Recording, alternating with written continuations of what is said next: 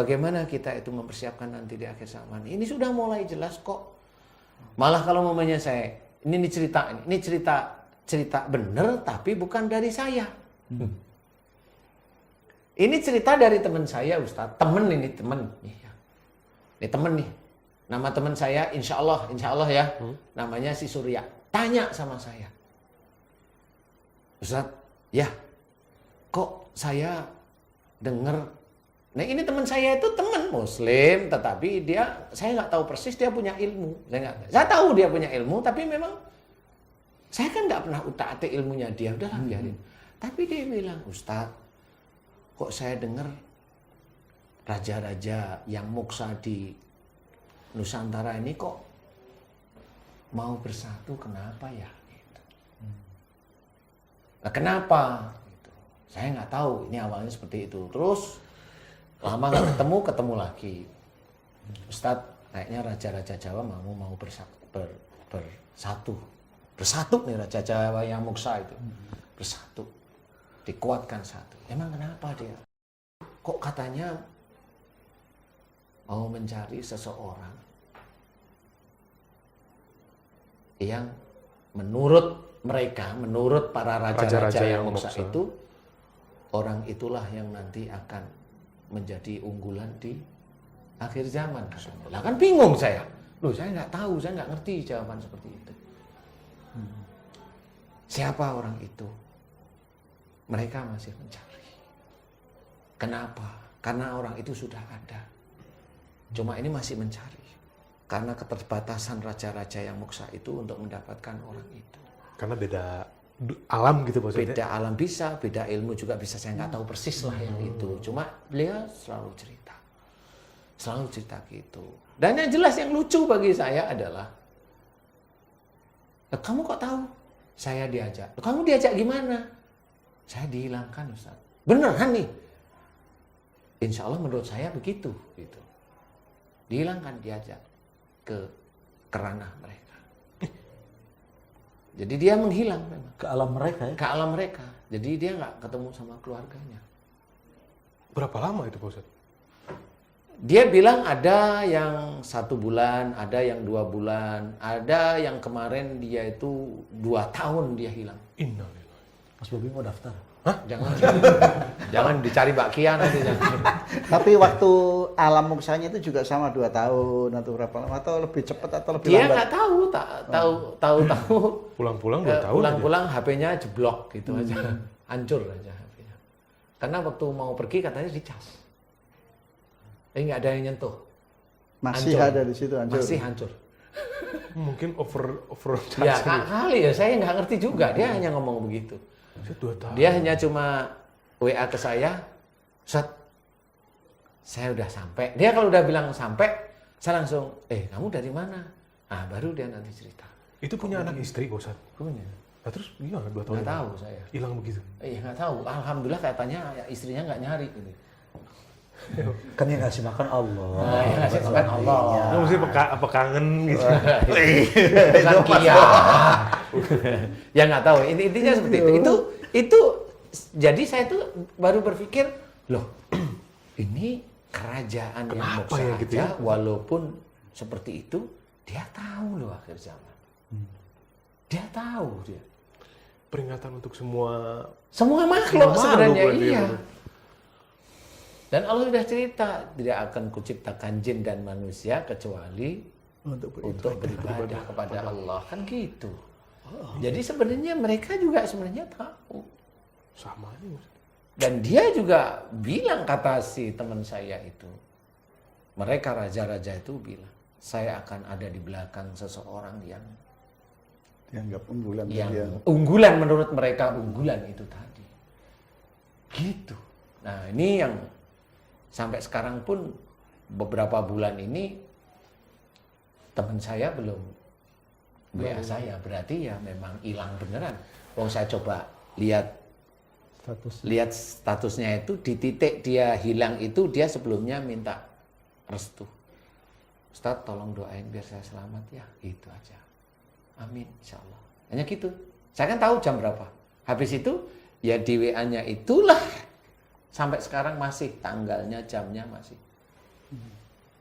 Kalau dia bohong, menurut saya dia bukan tipe pembohong. Gitu. Nah, disinilah saya juga nggak ngerti kok mereka yang di kerajaan itu menyatu. Saya diceritain sih. Biasanya kan Jawa Barat sama Jawa Tengah atau Jawa Timur kan nggak cocok lah. Dulu ada pemberontak, ada perang. Ini yang saya tanya, kamu di Jawa Timur ketemu siapa? Ketemu Prabu Brawijaya. Terus kalau dia jawab Jawa Barat ketemu, tapi dia nggak ketemu yang namanya siapa itu namanya? Prabu Siliwangi. Prabu Siliwangi nggak ketemu, tapi ketemu sama atasan-atasan ya yang di Galuh Pakuan. Gitu. Oh gitu. Ya terus mereka menyatu sekarang. Romo Kian Santang. Nah, saya nggak tahu persisnya. Tapi ini kan di dunia mereka yang saya memang nggak tahu, Ustaz. Nah, disinilah sebenarnya ini di dunia mereka sudah kasak kusuk sebenarnya. Nah, kalau di dunia sekarang kita memang kalau saya disuruh nyeritain, yang saya amati memang seperti itu, banyak dari saudara kita itu saling bermusuhan. Kebalikannya malah Pak Ustadz ya. Kalau itu kan raja-raja itu bersatu. Nah di kita nih kayaknya kebalikan.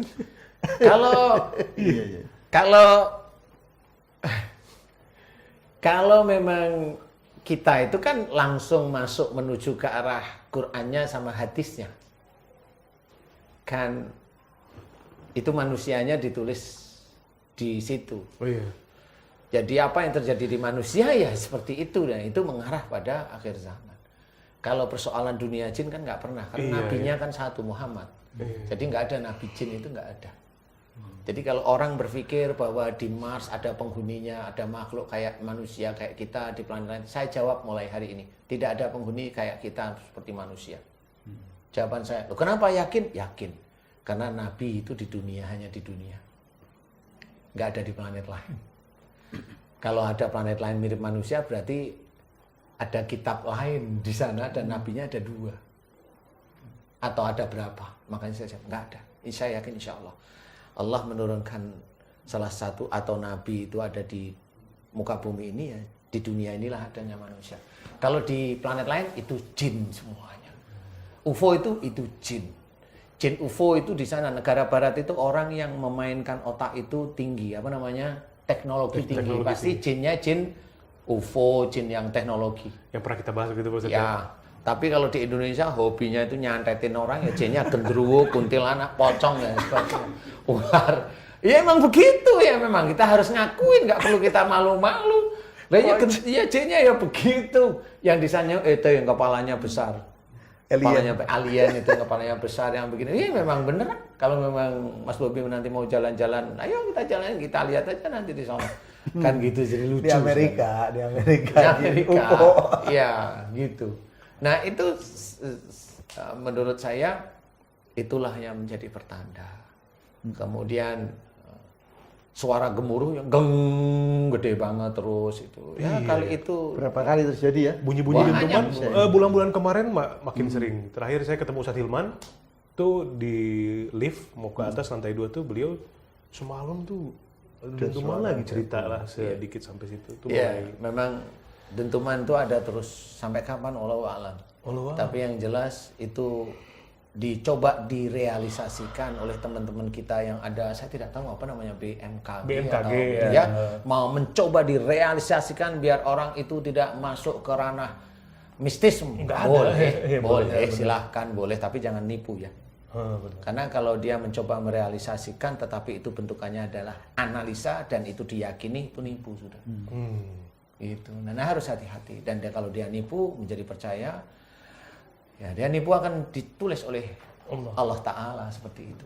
Nah inilah sebenarnya akhir zaman ini memang sesuatu yang mengerikan. Bukan sesuatu yang pasti akan terjadi.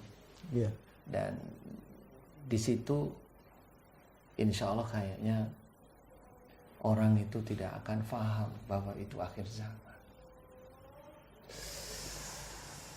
Pasti tidak akan paham.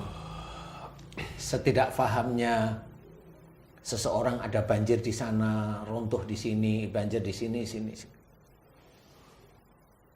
Itu tidak akan paham. Taunya hanya di TV tapi dia biasa. Kalau besok itu akhir zaman, itu turunnya asteroid ke muka bumi dan banyak. Dan turunnya asteroid ini, itu dengan teori fisika, itu memang dia akan mengeluarkan debu, kan pecahnya asteroid itu kan mengeluarkan debu, dan itulah yang kita namakan Tuhan. Dan asteroid ini pasti dia berisi medan magnet yang sangat kuat, dan itulah yang akan mematikan banyak turbin di seluruh dunia. Dan kalau itu sudah benar, orang hanya cuma bangun itu di Jakarta, kok panas ya rumah saya, kan gitu aja. Oh listriknya mati, semua dilihat. Oh mati, listrik mati, udah tidur lagi deh, jendela dibukain, kan tidur. Dia bangun-bangun itu ada, oh riuh rendah itu apa, dia bangun. Oh, masih pagi kok begini sih. Umpamanya ini kalau datangnya itu malam, umpamanya. Dia bangun, kok rame apa? Ada perampokan? Ada? Enggak, kenapa? Listrik mati, ini kok ini kendaraan saya nggak bisa dipunyai, hanya nggak bisa ini semua. Di jalan sepi, nggak ada kendaraan sama sekali. Orang mulai diem. Kenapa ya? Orang berpikir, ini nggak ada kendaraan, nggak bisa kemana-mana nih. Makan. Supermarket dikeroyok pasti. Kan mikir seperti itu kan nggak cuma kita. Orang yang lebih dulu bangun dia sudah Mikir ke situ dulu. Supermarket di Indonesia ada berapa sih? Emang supermarket satu bisa ngasih makan orang sekampung? Kampung aja dulu. Ya. Emang bisa? Nggak bisa itu. Selesai sudah. Sehari, 2 hari, 3 hari bisa baru. Apa ini? Tuhan apa ya? Kok gelap, matahari nggak pernah muncul ya. Nah, disinilah mulai berkecamuk di sini. Mulai saya 2 hari nggak makan, saya harus makan apa? Di Jakarta mau makan apa? Di Semarang mau makan apa? Di Jeddah mau makan apa? Mau makan apa sekarang? Kalau udah berhenti begitu.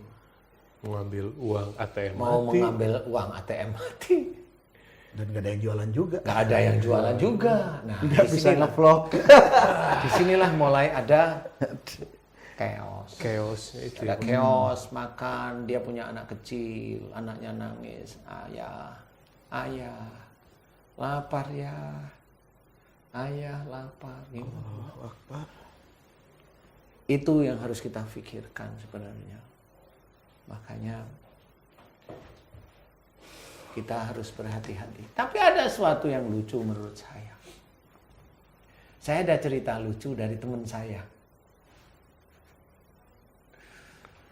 Saya sebenarnya sudah mengincar salah satu satu tempat lah. Saya mengincar tahu tempatnya, tahu lah saya. Teman saya itu ngomong, Ustadz, ya, kok itu raja-raja yang moksa itu bilang di tempat itu kok kewahyan ya, gitu. Kewahyan, Pak Jasan pasti tahu ya, yang dirahmati ya. Iya. Itu Raja Jin itu ngomong seperti itu di tempat itu. Tempat mana? Raja yang moksa itu, Bos. Di situlah. Tempat Raja Moksa itu ngomong, karena itu kan lingkungan. Jadi dia pasti ada komunikasi dari spion-spionnya itu loh. Apa namanya itu? Intelnya dia sebenarnya. Itu ngomong di daerah itu ada kewahyan. Kewahyan itu kalau kita orang Jawa itu dirahmati selalu. Dan tempat itulah yang sebenarnya baru saya lirik. Itu saya lirik. Nah di situ saya tanya, benar?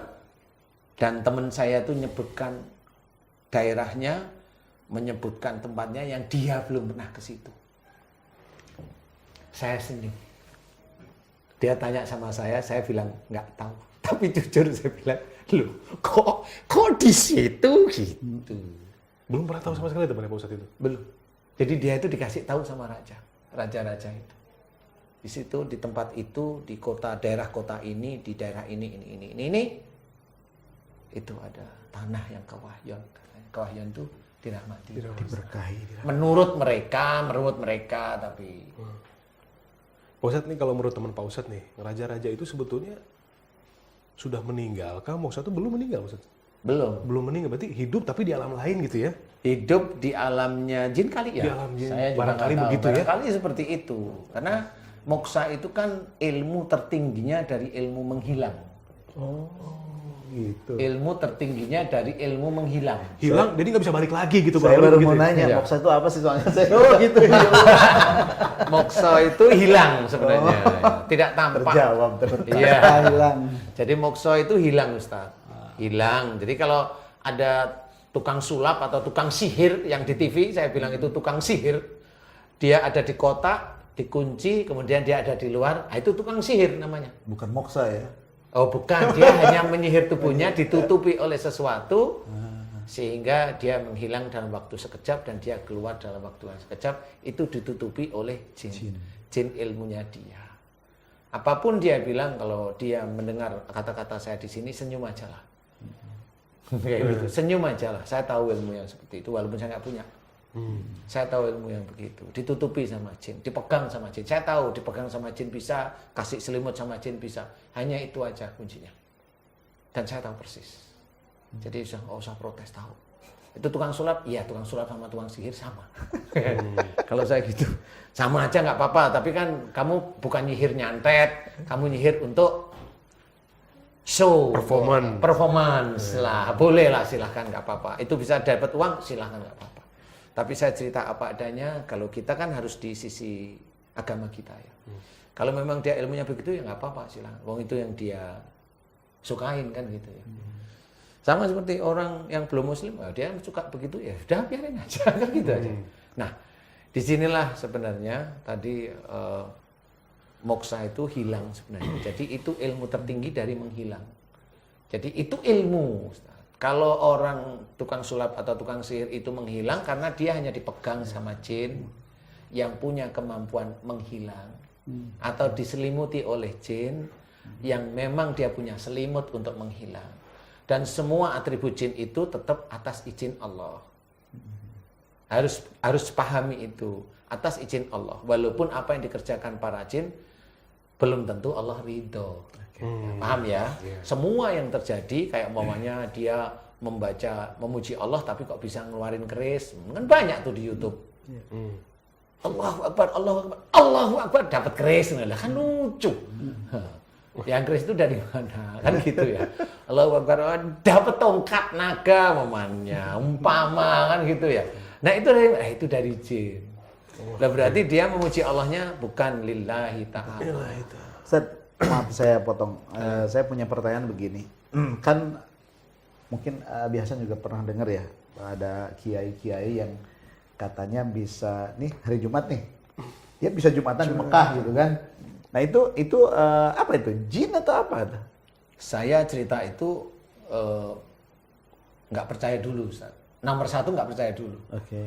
Kalau saya percaya boleh, tapi saya nggak percaya dulu. Nomor satu adalah pada saat bersamaan hari Jumat orang harus sholat, dia masuk kamar, kemudian kita selesai sholat, dia keluar kamar udah dari Mekah, itu bohong. Saya bilang walaupun dia kiai, bohong. Karena apa? Waktunya nggak sama. Nonton TV mungkin. Iya, makanya saya bilang bohong ya. Oh iya waktunya. Gitu. Waktunya kan nggak sama. Sini sana kan bisa 4 jam lebih lah ya, kurang lebih. Jadi harus difahami itu. Mungkin di kode. Ya itu kan ada ilmu nih. Kalau dia di kamar, kemudian ilmunya dia menggambarkan bahwa dia sudah di Mekah, kemudian itu seperti mungkin sholat. ya, Padahal dia hanya duduk aja. Dia kayak sholat ini, semua ini sudah keluar masjid, dia keluar kamar. Itu saya bilang bohong. Nah, berarti ilmunya dia bohong. Walaupun dia kiai, Saya bilang bohong karena apa? Waktunya beda. Tapi kalau mamanya dia itu pergi menghilang tapi ke Mekah, kemudian dia sholat di sana, boleh? Saya agak sedikit percaya, boleh? Boleh ya, saya agak sedikit percaya. Kapan berangkatnya? Hari ini. Terus habis itu kita selesai, dia pulang aja, ada di balik lemari, kemudian ada. Saya bilang lagi, bohong lagi. Karena di sana belum Jumatan. Tetap aja seperti itu, bohong. Nah, kemudian yang terjadi, mamanya begini. Dia menghilang sampai sana. Oke, di sini Jumatan jam 12 kan, di sana itu sekitar jam 4, Jam 6. jam Jam 7. jam 8, 4, jam jam 8. 5 lah. Maksudnya jam Jumatan di sini kan Kan mundur. enggak kan mundur ya Pak Iya, Haji ya, mundur sekitar dari 4, jam 7 antara 7-8 lah. ya antara gitu ya, jam 1 Pagi. jam 1-an ya. Oh pagi sih. Iya, kalau jam 12 di sini, Iya. berarti jam 7 di Saudi. Ya, 7 pagi. berarti kalau sana Jumatan waktu kita itu antara jam 4 Sudah sama jam jam 4, 5 5. sore. Ya, antara gitu 4 jam 5. Sore. Nah, disitulah saya bisa kalau dia perginya itu di sini itu sebelum Jumatan boleh. Kalau sampai di sana dan dia pulang di sini sekitar jam 5-an, jam 4, jam 5 lah. Ketahuan. Boleh sih, saya boleh percaya. Tapi saya tanya dulu. Di sana sampainya di mana? Kalau dia jawabnya, oh saya langsung di Masjidil Haram. Langsung dari sini ke Masjidil Haram? Iya. Bohong. Saya bilang gitu. Saya tetap bilang, bohong. Karena Masjidil Haram itu Clean ya maksudnya? clean dari jin dan iya, ilmu. Iya, betul. Nah ini tentu saya bilang bohong dia. Iya. Saya yakin itu karena saya udah komunikasi langsung. Nah iya, itu bohong itu. Iya. Kalau saya ke Mekah turunnya di mana? Munculnya di mana? Saya di bukit-bukit. Saya masih jalan. Nah itu saya masih bisa percaya. Masih bisa. Di sekitar itulah maksudnya. Iya, mau berapa kilo itu dia jalan. Itu saya masih ini bisa dipercaya nih Kiai ini. Bener. Karena ilmu nggak akan majas di lingkungan area sekian itu. kilo dari Ka'bah itu nggak bisa. Jadi istilahnya kalau ilmu itu ditidurkan oleh Allah Ta'ala. Jadi kalau ilmu dia bereaksi langsung ke Mekah, saya bilang bohong. Off berarti ya. Off lah istilahnya. Dan itu betul-betul hafal saya Ustadz yang seperti itu. Nah di sini ada yang ada di Mekah, nggak ada jin. Adanya apa? Ya ada sih sesuatu yang nggak perlu diceritain. Ada Baitullah. Ada Ka'bah di depan.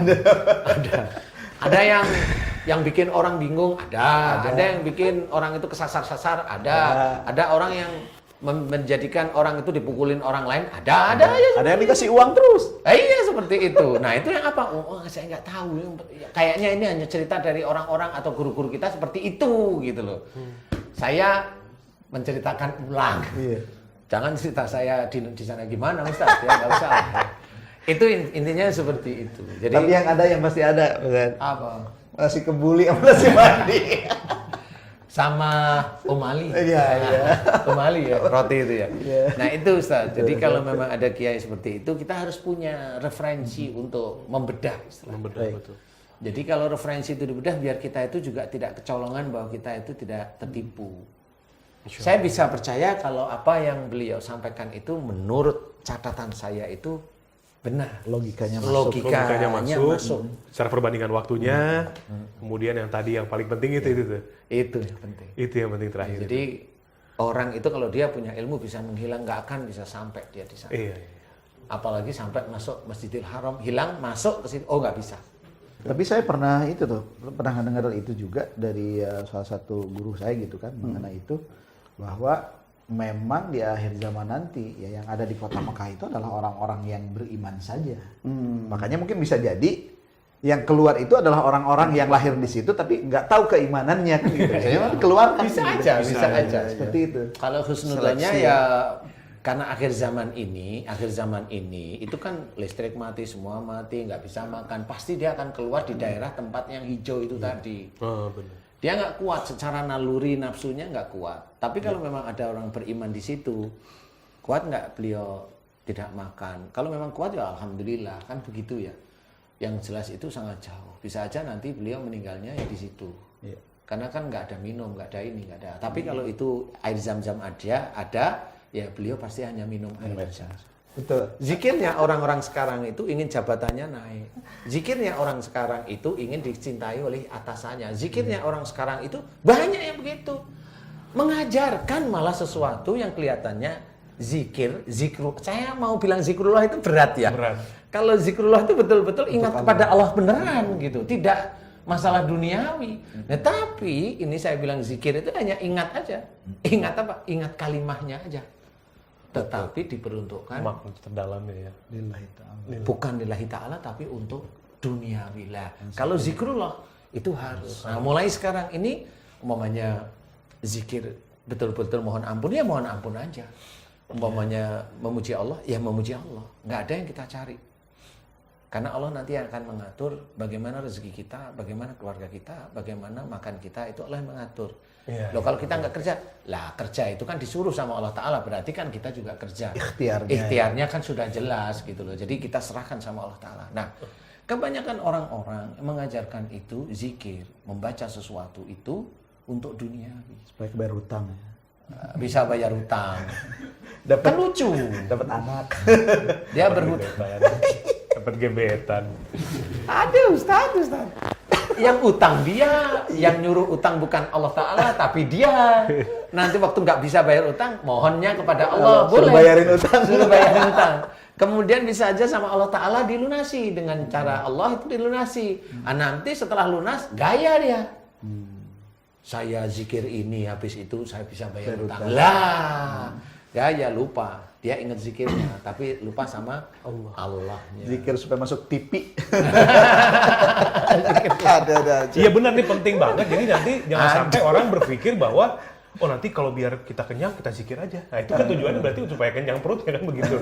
Padahal zikir lillahi ta'ala nanti Allah akan kasih petunjuk supaya dia Betul. Berikhtiar. sesuatu Ikhtiarnya untuk- dia ada. ikhtiarnya Itu ikhtiarnya di situ. Jadi bukan tuh lapar nih zikir. Ya, bukan begitu. Pengertiannya takutnya begitu ya. Iya, enggak. Astagfirullahaladzim datang. Kayak gitu Pak Ustadz. Emangnya di surga.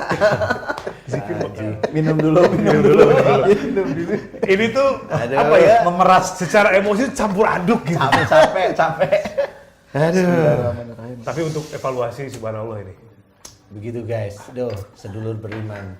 Pertanyaan Pak Haji ini bagi saya itu sulit untuk saya jawab.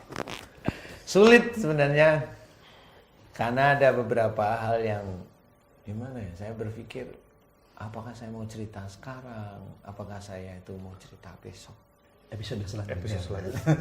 Biar orang Tapi Pak Haji ini nakal ini pertanyaannya. Terus gimana mau umroh kalau pandemi terus? Ya untuk pandemi ini memang kita harus belajar untuk mematuhi perintah, perintah negara kita ya, negara yang ikutin ini pakai masker dan sebagainya, bolehlah ya. Kalau di sini nggak pakai ya alhamdulillah dan insya Allah mudah-mudahan Sudah di swab semuanya Iya. juga ini. kita akan belajar tes. untuk bagaimana tidak kena secara hati ceritanya. Satu, tidak emosional, belajar untuk tidak emosional. Yang kedua adalah tidak sombong terhadap apa yang kita punyain. Kemudian tidak merasa pandai dengan apa ilmu yang dititipkan oleh Allah Ta'ala, belajar aja. Nah, mudah-mudahan kita diselamatkan. Dan Pak Haji Hasan tadi memang cerita, kita di swab setiap minggu Pak Haji ya. Iya. Setiap minggu 3 itu hari kita sekali malah saya. 3 hari sekali Pak Haji Hasan, capek. Pantesan saya lihat Pak Haji Hasan itu, ya ini nggak lihat ya, hidungnya semakin lama mawar. Mama Pak Haji. Meker. Atau begini, Pak Jason kenapa nggak masuk ini nggak ngantor sakit ini. nggak lama-lama kalau orang udah terbiasa mungkin bisa naruh pulpen di sini.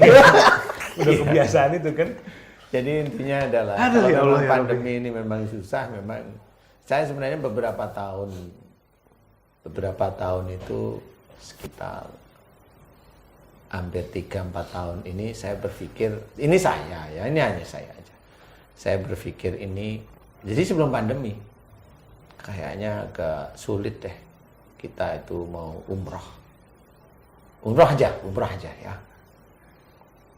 Kayaknya agak sulit besok itu. Jadi nanti kalau Allah mengizinkan ya saya mencoba dengan orang-orang dekat saya itu ya apa ya ya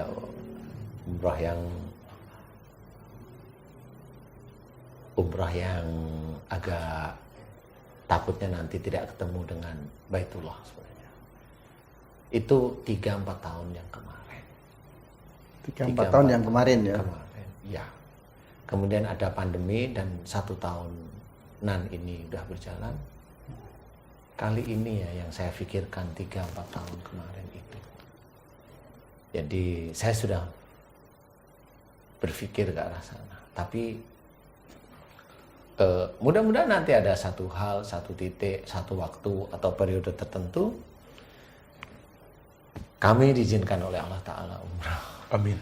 Saya akan mencoba untuk meletakkan pada adik saya, Ustadz Asep, nanti untuk merekap beberapa orang yang memang mau umroh ya. Tapi ya, Insya Allah. karena umrohnya di situ, saya hanya takut tidak ketemu Baitullah aja. Ini yang dimaksud Ustadz, orang-orang terdekat itu siapa aja nih? Ada yang boleh diceritakan, ada yang belum waktunya. Ya, ada yang bisa saya ceritakan seperti ini, ada yang belum barangkali. Terus siapa temennya Ustadz yang Mas Surya itu sampai sekarang pun dia masih ada di dunianya sana. Mungkin sekali kesempatan boleh kita. Nggak mau. Oh, nggak mau. Saya langsung jawab nggak mau. Kalau di kamera nggak mau. Saya nggak mau. Saya nggak mau. Dan yang jelas teman saya bilang ada dari salah satunya yang dari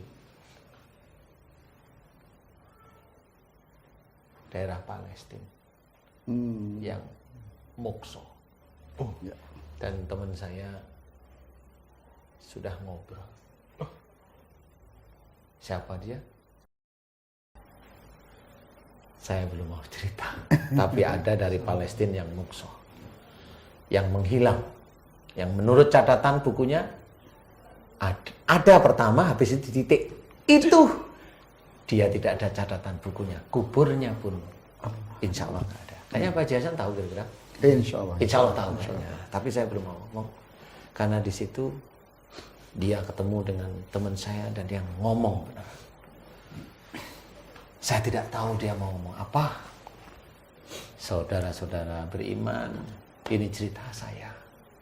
Dari cerita kita sehari-hari sebagai seorang manusia yang mencoba muslim. Mencoba takwa kepada Allah Ta'ala, belajar terseok-seok, tersandung-sandung. Banyak fitnah kesana kemari mengikuti kita, tidak apa-apa itu saudara kita, biarin aja. Dan dari cerita teman-teman saya, bukan teman-teman saya, dari cerita dari teman saya yang dia cerita tentang masalah raja-raja jin, ini menurut saya ini kali tetap garis dari Allah Ta'ala yang saya juga tidak boleh menghilangkan. Bagaimanapun juga seorang yang manusia berusaha untuk belajar takwa kepada Allah Ta'ala, dia harus bijak mensikapi semua keadaan.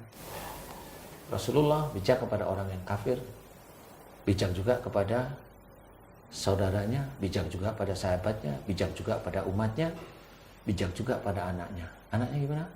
Kalaupun ada anaknya yang mencuri, siapa yang memotong tangannya? Rasulullah sendiri. Berarti itu bijak. Dan inilah kita harus paham bahwa kalaupun ada anak turunnya Rasul yang dia berbuat zalim, Rasul yang akan memotong tangannya. Itu kata Rasul, bukan kata saya. Saya yang menyampaikan. Jadi kita belajar menjadi umat Rasul.